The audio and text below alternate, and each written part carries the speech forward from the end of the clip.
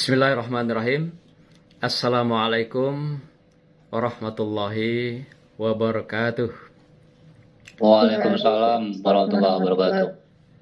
Bapak-bapak, ibu-ibu sekalian yang saya hormati. Baik, mata kuliah saya ini seperti yang tertera dalam layar PPT, yaitu Desain dan Seminar Proposal Manajemen Pendidikan Islam. Dan mata kuliah ini untuk mendukung kegiatan-kegiatan metodologi risetnya. Jadi ada juga mata kuliah yang lain itu namanya metodologi riset lanjutan. Nah, ini khusus mengambil bagian yaitu bagian dari komplemen sebenarnya dari metodologi penelitian dengan mengambil tema khusus desain dan seminar proposal. Penelitian tentu memberikan sebuah modal bekal pada kita untuk bagaimana bisa melakukan penelitian dengan baik. Penelitian ilmiah di dalam perspektif penyelesaian studi untuk menulis disertasi masing-masing saudara secara individu. Perkuliahan ini kita maksudkan adalah sederhana. Endingnya, tujuan akhir daripada perkuliahan ini adalah Bapak Ibu memiliki proposal penelitian disertasi dengan judul yang baik, judul yang lengkap, dan didukung oleh teori-teori penelitian. Dalam sebuah proses pendidikan pembelajaran di pasca, banyak sekali kasus yang kita lakukan riset, bahwasanya mahasiswa itu berkutat dengan proposalnya, judulnya, teorinya itu baru setelah mereka habis kuliah. Sehingga ketika kuliah selesai, apa yang terjadi? Mereka sudah tidak lagi di kampus, tidak lagi berhubungan dengan teman-teman perkuliahan, tidak lagi berhubungan dengan dosen-dosen. Nah, setidaknya kalau menunggu perkuliahan selesai, itu pada semester 3 atau 4. Nah, pada saat itu, Bapak Ibu sudah tidak lagi di kelas. Dikhawatirkan, dengan kita tidak lagi bergabung, bersinergi, berkolaborasi, dan berkomunikasi dengan kawan-kawan dan juga pasca, pun begitu juga dengan dosen. Nah, mood itu turun kembali gitu. Turun, melemah, menghilang dari peredaran akademik. Nah, kalau sudah posisi seperti itu sulit untuk membangunkan kembali, mengembalikan mood yang hilang gitu. Apalagi yang jauh-jauh ya, seperti di Kerinci gitu. Ada juga tadi yang dari Palembang. Wah, itu alamat itu. Alamat maksudnya Bapak Ibu akan berjalan sangat panjang untuk proses penyelesaian.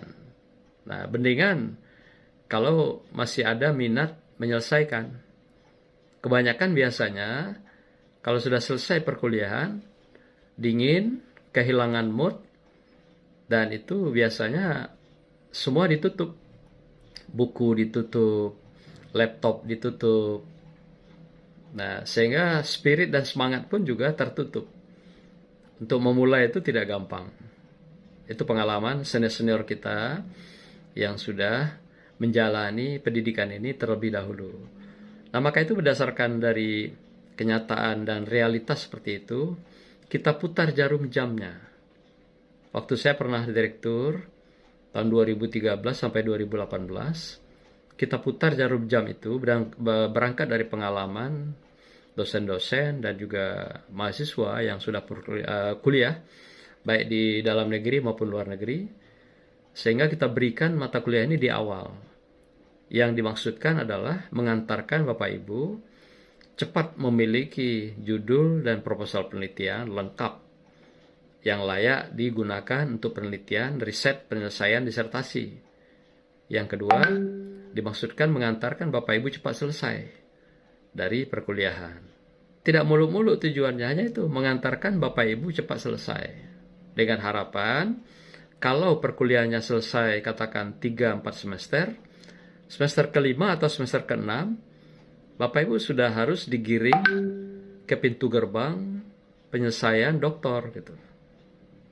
Nah, jadi semuanya diharapkan semester 5 dan atau 6 sudah menjadi doktor. Inilah harapan kita, inilah tujuan kita mengantarkan Bapak Ibu dengan mata kuliah ini. Nah, maka itu memang Mata kuliah ini agak spesifik, menagih Bapak Ibu membuat judul dengan serius, membuat proposal dengan serius, agar apa yang kita tagih dalam perkuliahan, Bapak Ibu betul-betul dapat mewujudkannya, karena ini adalah untuk kepentingan pribadi. Saya selalu ingatkan kepada teman-teman, kakak kelas saudara, bagi yang memang cinta alma mater, masuk UIN, dan pengen kuliahnya berlama-lama, sekitar 4 tahun, 10 tahun, 15 tahun, saya ingatkan dari awal, Bapak Ibu sebaiknya tidak usah mengikuti perkuliahan ini, dan tidak usah masuk UIN gitu. Sayang kan, umurnya bertambah nanti, biaya kosnya keluar besar, belum lagi duka lara. Nah, kuliah itu ada yang mengatakan duka lara, bukan sukacita gitu ya. Duka lara, beban pikiran, beban perasaan, ya. Nah, pokoknya banyak beban lah, baik secara moral, material, dan onderdil. Nah, semua jadi beban itu. Sehingga saudara betul-betul ada yang merasa kalau tidak mengikuti perkuliahan itu dengan cerdas, dia merasa masuk ke pascasarjana itu bagaikan masuk lubang jarum gitu. Ya, bisa masuk, susah keluar. Atau juga susah masuk dan sulit keluar. Saya sudah temukan urat gelinya, kebanyakan mahasiswa yang susah keluar, sulit bangun dari tidur akademiknya itu adalah dikarenakan mereka ternyata baru buka laptop itu atau buka buku-bukunya di semester 5 ke atas. Jadi artinya mereka sudah mengikuti betul-betul perkuliahan sampai selesai secara teoritik, baru mulai mikir judul. Rata-rata yang seperti itu pasti alamat. Alamat perkuliahannya panjang, alamat sedekahnya banyak ke alma mater, dan boleh jadi alamat DO, drop out.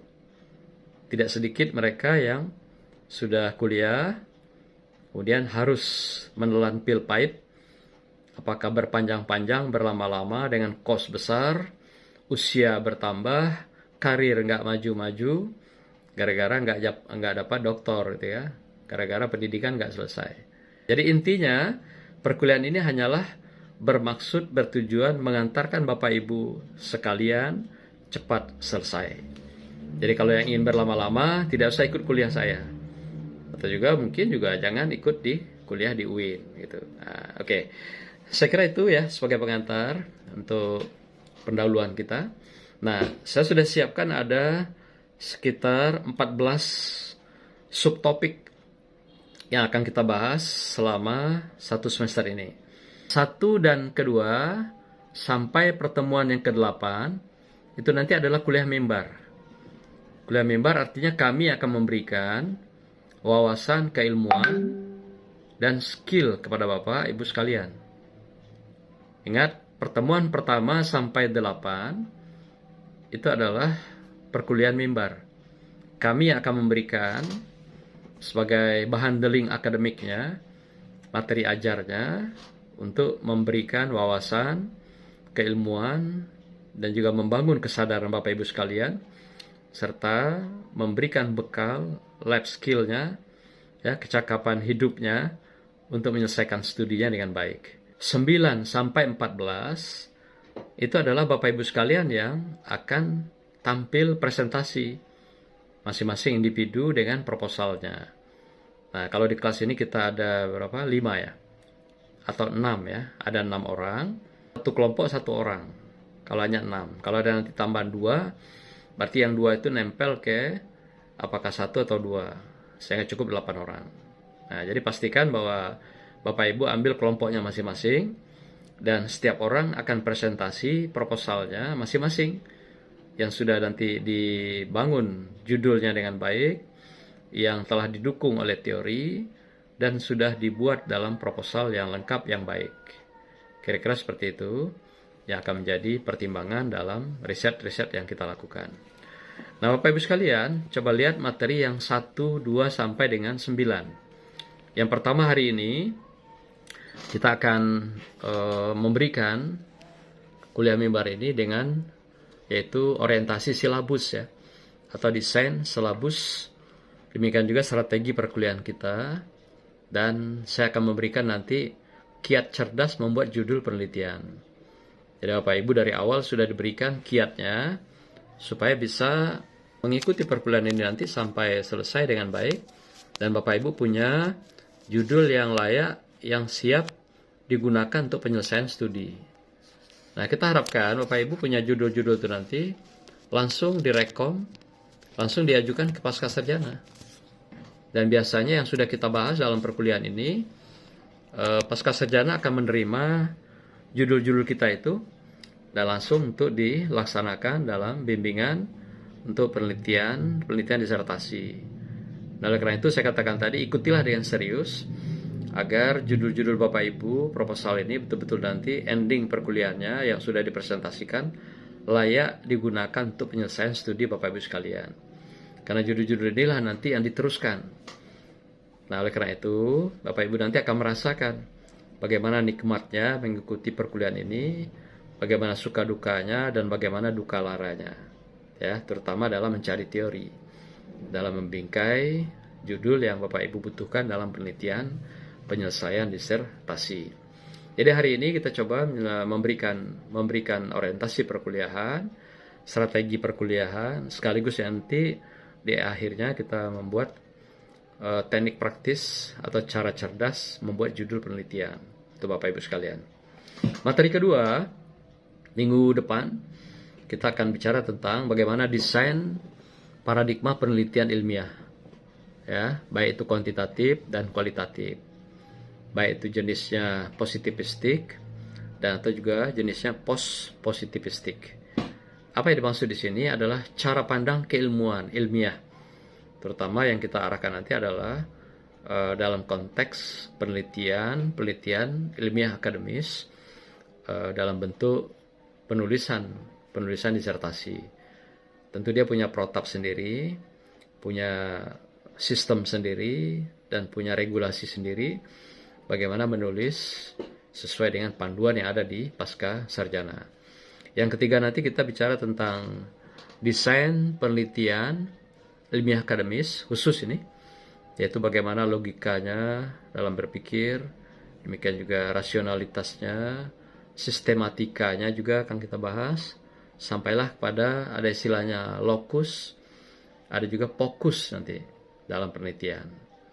Yang keempat, kita bicara juga tentang bagaimana desain tentang substansi pendahuluan proposal atau bab 1. Nah, bab 1 itu apa saja isinya.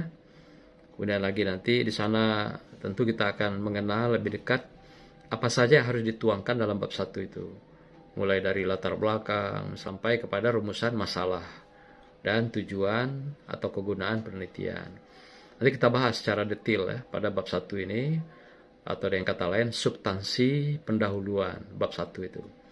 Yang berikutnya, yang kelima ya, kita akan bicara tentang desain teori. Nah, yang menjadi landasan teori kita itu apa?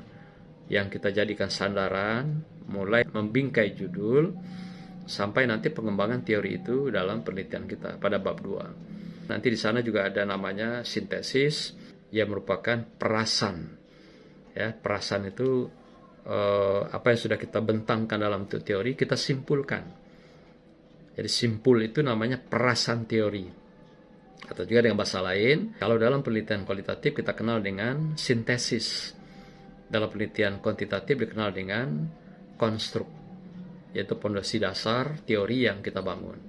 Nah, kemudian ada nanti indikatornya, yang menjadi alat ukur dalam meneliti atau kita melakukan penelitian. Nah, itu bagian daripada bab 2 nanti, pertemuan kelima, yaitu substansi, yaitu pada bagian teori ya, atau desain teori. Yang keenam, kita akan bicara nanti tentang desain metodologi. Nah, metodologi yang kita gunakan dalam penelitian kita. Metodologi itu sama dengan alat atau juga cara-cara praktis kita melaksanakan penelitian ilmiah atau riset. Jadi penelitian ilmiah itu kita harus menggunakan cara, teknik. Agar apa? Agar tidak salah menggunakan alat yang kita pakai dengan lahan yang akan kita garap. Contoh misalnya, kita menggarap sawah. Sawah itu dibutuhkan adalah apa? Baja. Kalau sekarang hand traktor, cangkul gitu ya. Nah, akan berbeda kalau ketika kita mengolah lahan pertanian yang berupa ladang. Yang kita akan rambah itu adalah hutan belantara. Tentu digunakan apa di situ? Singso, gergaji, kapak, beliung, parang. Itu yang digunakan. Akan keliru kalau kita menggarap sawah, tapi menggunakan singso. Nggak nyambung kan? Nah, ini maksudnya begitu. Alat atau teknik yang kita gunakan di dalam kita mengolah lahan penelitian kita. Begitu juga sebaliknya. Ketika kita akan membuka hutan untuk melakukan pertanian ladang, itu perladangan kita. Kita gunakan hand traktor. Apa yang bisa dipakai? Memotong pohon-pohon kayu dengan hand traktor tentu nggak jalan. Nah, begitulah cara-cara kita menempatkan metodologi itu pada posisi yang tepat, dengan metode yang tepat, dengan teknik yang tepat, sehingga juga akan mendapatkan data lapangan yang tepat. Atau istilahnya panen di lahan penelitian kita itu akan kita peroleh data yang tepat. Dengan analisis nanti juga yang tepat, dan pada akhirnya menghasilkan hasil penelitian atau risetnya dengan tepat atau dengan berkualitas. Nah, ini pentingnya kita memahami metodologi dengan baik. Banyak buku yang berkaitan dengan metodologi ini. Yang banyak digunakan antara lain kalau pendidikan itu bisa gunakan buku Creswell ya. Creswell itu ada yang buku khusus penelitian kualitatif, ada juga kuantitatif.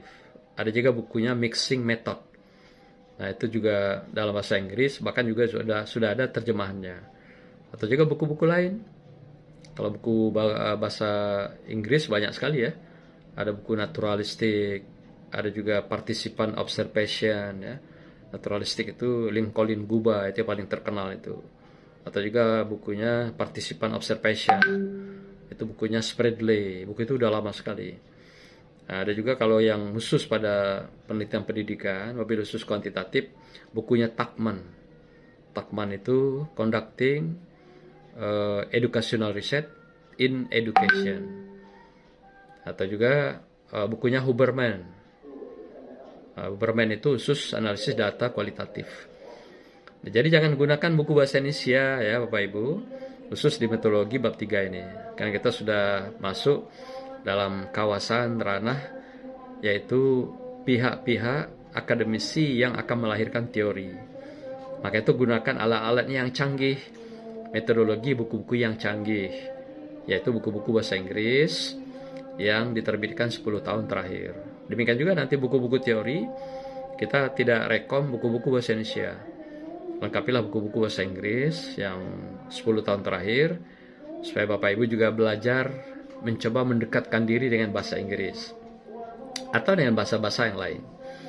Nah, jadi pelan-pelan nanti kita coba familiar dengan buku-buku bahasa Inggris ini. Walaupun bukan kita ahli bahasa Inggris, tapi kita setidaknya sudah coba mendekati untuk bisa memahami pelan-pelan bahasa Inggris, minimal untuk buku-buku ilmiah populer yang kita jadikan sandaran pegangan dalam perkuliahan kita. Ya, begitu ya. Jadi silakan nanti cari buku-bukunya, banyak sekali, metodologi itu udah ratusan bahkan ribuan ya. Jadi kita tidak patok harus buku A, B, C. Yang penting jangan gunakan buku bahasa Indonesia. Karena buku bahasa Indonesia itu dia mengutip dari buku bahasa Inggris yang tahunnya sudah lama gitu, expire. Jadi kita inginkan Bapak Ibu menggunakan buku-buku yang dipakai dalam perkuliahan, dalam tulisan kita, dalam karya ilmiah adalah buku-buku yang up to date. Ya, buku-buku yang istilahnya move on lah, menyesuaikan dengan keadaan, situasi dan kondisi hari ini, kebutuhan yang terbaru.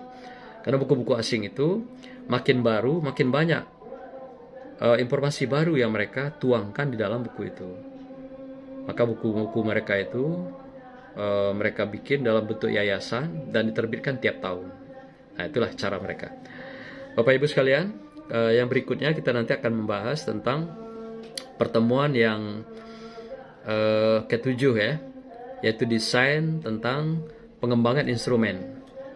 Pengembangan instrumen itu istilahnya itu kita membuat instrumen penelitian, baik kualitatif maupun kuantitatif. Nah, demikian juga nanti kita membahas tentang kalibrasi atau kisi-kisinya. Kisi-kisinya itu adalah rumah ya, template daripada indikator kita atau instrumen kita. Kemudian nanti kita lakukan kalibrasi uji coba instrumen. Ini khusus berlaku dalam penelitian kuantitatif, yang istilahnya ada kalibrasi atau uji coba. Kalau dalam penelitian kualitatif nggak ada uji coba, dia langsung instrumen itu digunakan. Maka itu instrumen penelitian kualitatif dikenal istilahnya adalah instrumen untuk pemanduan, atau dengan kata lain 3 instrumen digunakan yang lazim itu, yaitu pertama observasi, maka dikenal panduan observasi. Ada juga kita lakukan wawancara, maka dikenal panduan wawancara. Satu lagi adalah dokumen, maka itu dikenal dengan panduan dokumentasi dalam penelitian kita. Nah, itu yang kita gunakan dalam pengembangan instrumen pada pertemuan ke-7. Ke-8 adalah yaitu tentang desain perpustakaan. Jadi pustaka itu bagaimana menata, menyusun, menggunakan atau mengambil dari buku dengan gampang, dengan praktis, dengan baik. Nah, demikian juga dengan keislamannya, pun begitu juga nanti proporsi halaman. Setiap bab itu ada proporsinya, mulai bab 1, 2, 3, 4, sampai lampiran-lampiran yang wajib kita tampilkan dalam penelitian kita. Nah, itulah beberapa materi pokok inti yang akan kita sampaikan dalam perkuliahan mimbar yang kita berikan sebagai wawasan. Demikian juga skill dalam menulis proposal kita untuk penyelesaian. Pertemuan berikutnya 9 sampai dengan 14, Bapak Ibu yang tampil. Nanti tampil kita misalnya 2 hari, kita tampil 2 hari atau 3 hari. Nanti 1 hari 2 orang atau 3 orang, berarti bisa 3 hari atau 2 hari ya. Inilah Bapak Ibu sekalian topik-topik kita yang berkenaan dengan materi yang akan kita bahas selama semester ini. Sistematika penulisan proposal yang Bapak Ibu akan tulis. Pertama bagiannya adalah preliminary, bagian depan proposal. Apa isinya? Ada judul, ada daftar isi dan daftar lampiran. Atau juga kalau ada gambar, daftar gambar, tambah ya. Kemudian bagian kedua yaitu bab 1, pendahuluan. Nah, isinya apa saja? Ada grand theory, mulai dari latar belakang dulu ya. Kemudian ada grand theory, grand tour. Grand theory itu teori utama yang kita gunakan. Teori besar yang kita pakai. Kemudian ada grand tour. Grand tour itu data awal ya. Data awal yang mendukung penelitian kita yang dilakukan ketika studi pendahuluan. Dan ada lagi namanya grand question, rumusan masalah dalam penelitian kita. Ada juga nanti tujuan dan kegunaan penelitian yang kita gunakan. Dan kemudian ada hipotesis, kalau ada ya. Itu biasa penelitian kuantitatif. Penelitian kuantitatif menggunakan hipotesis. Kalau penelitian kualitatif nggak ada. Kualitatif tanpa hipotesis, karena kita tidak menguji hipotesis. Yang berikutnya bab 2, landasan teori. Yaitu teori-teori yang digunakan, kemudian dibikin sintesisnya, simpul teori itu. Atau juga konstruknya, simpul teori itu.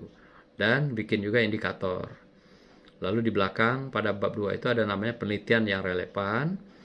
Kemudian penelitian relevan itu dibuat ada semacam sintesis kesamaan penelitian kita dengan peneliti yang mendukung penelitian kita. Kemudian apa perbedaannya? Yang menjadi dasar kita melakukan penelitian adalah perbedaannya. Jadi kalau sudah sama itu dianggap dukungan.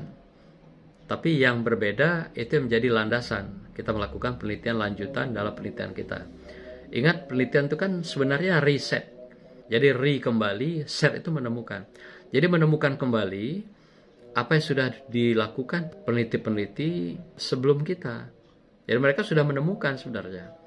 Maka itu Bapak Ibu, nggak usah terlalu idealis nanti berpikir mau melakukan penelitian sesuatu yang baru sama sekali, yang belum pernah diteliti oleh makhluk di dunia atau di muka bumi.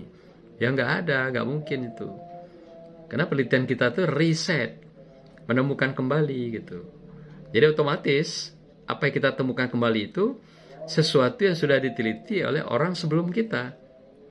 Nah, maka itu perlu ada studi relevan.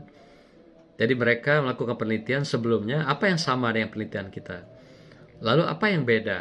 Itu diurai. Jadi diurai, nah perbedaan itulah yang menjadi landasan, sandaran kita melakukan penelitian lanjutan, ulangan, dengan kasus-kasus yang berbeda. Nah, gitu ya. Tapi dengan variabel yang sama, mirip-mirip gitu. Nah, kita membedakan nanti objeknya, lokasinya, dan fokus penelitian kita. Itu yang paling penting. Kemudian bab 3 metodologi penelitian. Ya, tadi udah saya sampaikan, metodologi penelitiannya gunakan buku-buku bahasa asing yang memang menjadi sandaran Bapak Ibu sekalian. Dan secara konsisten gunakan buku itu dalam menulis. Mulai dari preliminary-nya sampai akhir daripada pembuatan sebuah proposal. Nah, yang terakhir, lampiran-lampiran disertakan dalam proposal kita. Apa di antaranya? Fotokopi teori. Nah, teori kan ada gambar tadi kan? Dan yang kita kutip dari buku-buku itu dipoto. Dipoto, dilampirkan, taruh belakang. Tidak usah satu buku difotokopi, cukup halaman yang kita kutip. Dan halaman judul buku, dan halaman penerbit buku. Jadi dari buku itu cukup 3 lembar saja difotokopi. Itu dilampirkan di belakang. Jadi kalau 30 buku kita, maka 30 lampiran itu ada di lampiran di belakang. Demikian juga instrumen penelitian yang kita gunakan. Yang kita bikin, lampirkan di belakang. Lalu yang berikutnya adalah kelengkapan-kelengkapan lain yang terkena atau berkenaan dengan proposal kita. Apakah gambar barangkali, apakah tabel, atau itu semua menjadi bahan dukung untuk melengkapi proposal yang kita gunakan. Ini yang terkait dengan sistematika penulisan proposal. Nah, berikutnya bagaimana setting sosial, lokasi. Nah, ini tadi yang dia bertanya ya. Riset yang kita lakukan adalah sebuah riset yang kita lakukan tingkat level disertasi itu adalah doktor ya. Itu skopnya kita lihat. Kalau untuk penelitian kebijakan dan evaluasi boleh dilakukan skopnya, yaitu skopnya tingkat provinsi, nasional, dan atau internasional. Ada 3, provinsi, nasional, dan internasional. Itu kalau penelitian kebijakan, evaluasi, dan juga ada penelitian khusus lah ya. Misalnya kita meneliti tentang analisis aturan, regulasi, itu boleh. Kita teliti tingkat nasional. Misal meneliti tentang substansi undang-undang pendidikan nasional. Nah, itu kan nggak ada skop provinsi, maka nasional itu. Atau juga Bapak Ibu mau meneliti tentang undang-undang sistem pendidikan internasional. Nah, itu dunia. Yang kedua, riset R&D atau riset pengembangan, itu boleh dilakukan juga pada skop kabupaten dan kota. Itu boleh yang kecil ya, seperti tadi dikatakan ada yang meneliti di tingkat kabupaten saja boleh. Tapi kalau penelitian R&D, Research and Development, misal kita mengembangkan sebuah model manajemen, model leadership misalnya, atau model pembiayaan dalam sebuah lembaga di satu kabupaten kota. Nah, itu namanya R&D. Jadi yang model mereka seperti A, kita mengembangkan modelnya B gitu, supaya nanti lebih efektif, lebih produktif, dan efisien. Nah, itu boleh. Skupnya cukup kabupaten saja. Nah, terakhir, riset kualitatif dan kuantitatif yang biasa, yang normatif, maka penelitiannya harus pada skup lapangannya adalah tingkat provinsi. Provinsi seperti yang tadi saya sampaikan, berdasarkan area dan juga geografi daripada populasi yang kita teliti, barat, tengah, timur, atau utara, tengah, selatan. Kita masuk dalam konsepnya, apa yang dimaksud dengan cerdas membuat judul ya. Cerdas membuat judul itu adalah kita bisa membuat judul yang berkualitas, yang baik, yang terstandar, sesuai dengan kebutuhan atau tagihan pasca yang akan kita gunakan dalam penelitian riset disertasi kita. Itu istilahnya cerdas membuat judul itu. Jadi judul itu sesuai dengan harapan pasca, sesuai dengan keinginan saudara atau minat saudara, dan judul-judul itu nanti didukung oleh proposal lengkap yang bisa mengantarkan saudara cepat selesai. Nah, itu namanya cerdas dalam membangun judul. Kemudian, apa yang harus kita lakukan dalam membuat judul yang baik itu, yang berkualitas? Yang pertama adalah siapkan bahan bakunya atau teori yang digunakan. Itu dikenal dengan teori formal dari pakar yang ditulis dalam buku, minimal bukunya 10 tahun terakhir. Atau juga teori-teori yang mereka kembangkan itu sudah diekstrak berupa gambar, dibikin dalam bentuk gambar. Jadi gambar itu yang kita ambil menjadi tema-tema kita dan juga menjadi parabel kita turunkan menjadi judul kita nanti kita sampai ke sana ya. Yang kedua, ambil posisi tema atau variabel sebelah kanan, itu adalah sebagai tema kedua, atau juga variabel keempat. Kalau dalam istilah penelitian, katakan PET analysis, itu dia jadi X4. Kalau penelitian korelasi, dia menjadi Y, variabel Y. Nah, kalau dalam penelitian kualitatif, dia menjadi tema kedua. Itu nanti posisi gambar yang sebelah kanan sekali itu, dia menjadi tema kedua dia. Atau X4 atau juga Y, variabel Y. Yang ketiga, lalu turunkan nanti variabel-variabel kita itu atau tema-tema kita itu yang berupa kepingan-kepingan, potongan-potongan itu jadi bahan baku. Jadi dari teori yang kita ambil, teori yang diekstrak tadi, kita ambil kepingan-kepingannya, kita jadikan bahan baku. X1 apa, X2 apa, X3 apa, X4 apa. Lalu dari X1, 2, 3, dan 4 kita bingkai jadi judul. Nah, itu yang terakhir, itu yang keempat, bangun jadi judul penelitian yang baik atau berkualitas. Nah, berikutnya, teori formal. Teori formal yang kita gunakan adalah teori atau ilmu yang telah dibuktikan kebenarannya, baik secara empirik oleh pakar yang telah dilakukan melalui sebuah prosedur penelitian ilmiah, dan juga metodologis yang teruji dan terukur. Di dalam sebuah penelitian juga teori itu sudah terstandar, diterima keberadaannya secara keilmuan yang logis dan rasional. Nah, itulah namanya teori, atau istilah teori formal ya, dalam penelitian kita yang menjadi sandaran yang kita bangun untuk membingkai judul kita. Nah, kemudian yang kedua, gunakan teori formal yang tadi yang sudah kita gunakan dari gambar itu untuk membingkai sebuah judul yang baik, kemudian berkualitas dan juga mengandung nuansa ilmiah. Ilmiah itu kan punya sandaran. Jadi kalau dia dikatakan teori itu berkualitas dan baik, ilmiah, dia sudah punya sandaran. Nah, maka itu ilmiah itu sebenarnya sederhana. Dia bersandar dengan data, fakta, baik secara teoretik maupun empirik. Itulah ilmiah. Ada sandaran, ada sumber, ada rujukan yang menjadi pertanggungjawaban dari seorang menggunakan konsep, istilah, atau teori. Itulah ilmiah itu. Ada sandarannya. Jadi kita bersandar. Nah, kalau tanpa sandaran, berarti itu namanya imajinasi atau halusinasi, hayalan kita. Yang katakan menurut saya kira, nah itu halusinasi itu. Ya, itu ilusi itu. Atau paling tinggi adalah persepsi, pandangan.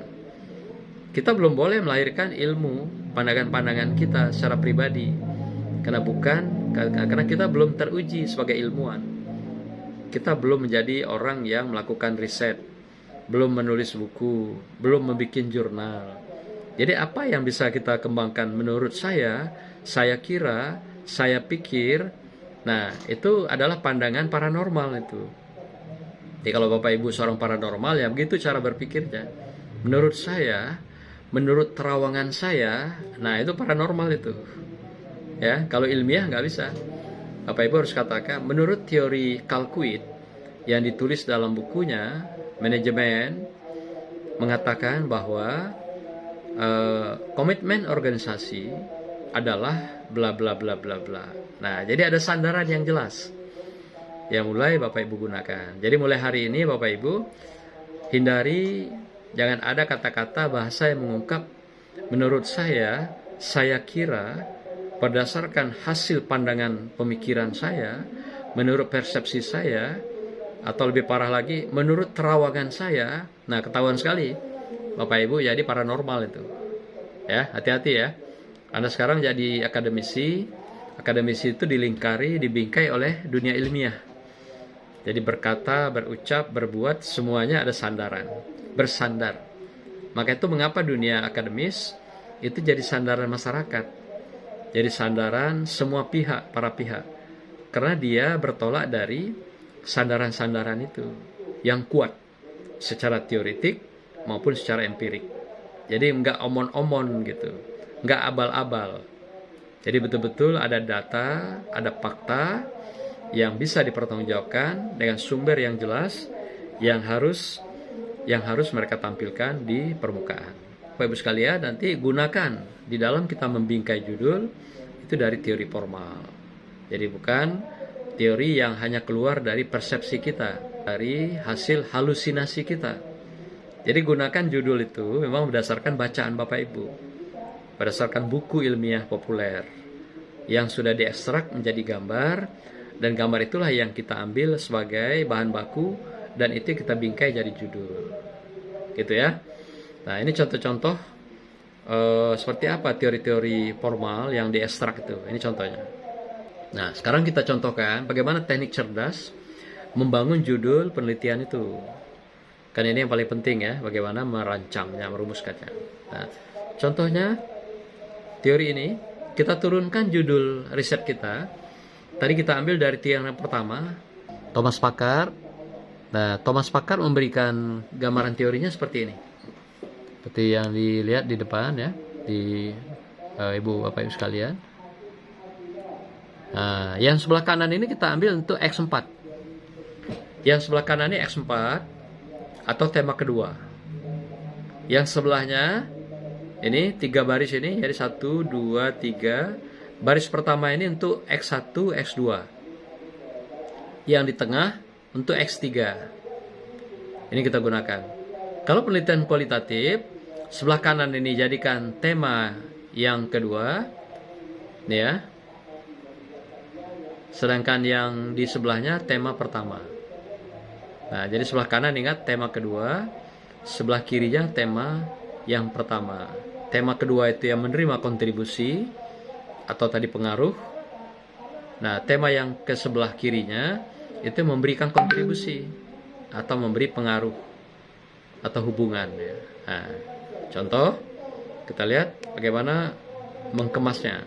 Nah, ini contohnya. Ini contoh turunan judul penelitian kuantitatif, model path analysis atau analisis jalur. Nah, tadi yang kita ambil dari teori yang di kanan, ekstrak, salah satu katanya kita ambil adalah efektivitas. Itu jadi X4. Yang mana itu? Ini contohnya. Nah, ini kan, ini yang di sebelah kanan ini ada X4. Ini dikenal dengan efektivitas. Nah, ini yang kita ambil, jadikan X4. Lalu yang sebelah kiri, nah sebelah kiri yang mana? Ini baris pertama. Ini kita ambil S1, S2. Apa yang kita keluar dari sini? Ya, ada pertama X1 namanya yaitu exchange. Exchange itu pertukaran. Nah, yang S2-nya apa kita ambil? Komitmen. Dari sini juga. Sama tadi ini dari sini ya. Exchange dan komitmen. Nah, lalu dari sini dari tengah kita ambil satu parabel namanya apa? Reward. X3 ini. Setelah dapat X1, X2, X3, X4, maka kita bangun, kita bingkai jadi judul yang bagus. Setelah kita kumpulkan bahan bakunya, kita bangun jadi judul yang bagus. Ini contoh path analysis. Apa yang bisa kita munculkan? Ini harus ada kata pengaruh ya. Terlupa. Nah, cara membangunnya seperti ini. Pengaruh pertukaran SDM dosen. Tadi ingat? Ya, exchange itu pertukaran, X1. Lalu komitmen profesi, itu X2. Jadi komitmen itu grand teorinya itu. Nah, profesi kita tambah objeknya gitu. Dia ketika ditambah objek, baru dia menjadi variabel. Kalau hanya exchange saja, belum jadi variabel. Nah, jadi yang pertama kita tambah tadi pertukaran SDM dosen. Pertukaran boleh jadi ke luar negeri atau antar perguruan tinggi atau double degree, itu kan pertukaran. Lalu komitmen profesi X2-nya, dan ketiga X3-nya adalah yaitu penghargaan kerja, yaitu dikenal dengan reward. Nah, terhadap efektivitas prestasi dosen kampus negeri di Provinsi Sumatera Utara. Nah, ini kasus penelitiannya adalah di Sumatera Utara. Jadi X4 itu dia diletakkan di belakang nanti, yaitu sebagai parabel yang terikat, istilahnya gitu. Atau juga parabel-parabel yang di dalam ya. Nah, parabel di luarnya apa? Parabel bebas, yaitu X1, X2, X3. Nah, gitu ya. Jadi ada 4 parabel di dalam penelitian kuantitatif. Ini model analisis PET, yaitu analisis jalur yang kita gunakan dalam penelitian kita. Nah, berikutnya kita lihat lagi contoh penelitian model korelasi. Sama juga, hanya kita kasih tambah lagi, kalau di depan tadi analisis PET itu pengaruh, kalau sekarang dia jadi hubungan atau korelasi antara, nah sama isinya, hubungan antara It's 13 hours. hubungan antara pertukaran SDM dosen, komitmen profesi, dan penghargaan kerja. Nah, terhadapnya kita ganti. Gantinya apa? Dengan. Kalau di PET analisis terhadap, di sini jadi dengan. Nah, jadi hubungan antara pertukaran SDM dosen, komitmen profesi, dan penghargaan kerja dengan efektivitas prestasi dosen kampus negeri di Provinsi Sumatera Utara. Nah, ini model korelasi. Kuantitatif juga nih. Nah, bagaimana kalau kita modif lagi secara cerdas dari kuantitatif jadi kualitatif? Tinggal diputar aja. Tadi 4 variabel, tinggal 2 tema atau 2 variabel. Apa itu? Tema kedua tetap efektivitas. Kalau tadi di penelitian kuantitatif dia di X4 atau Y. Nah, tema yang keduanya adalah tema X1. Ingat, X2 tadi adalah tema yang menerima kontribusi, X1 adalah tema yang memberikan kontribusi. Nah, kita bangun dalam judulnya, kita bingkai.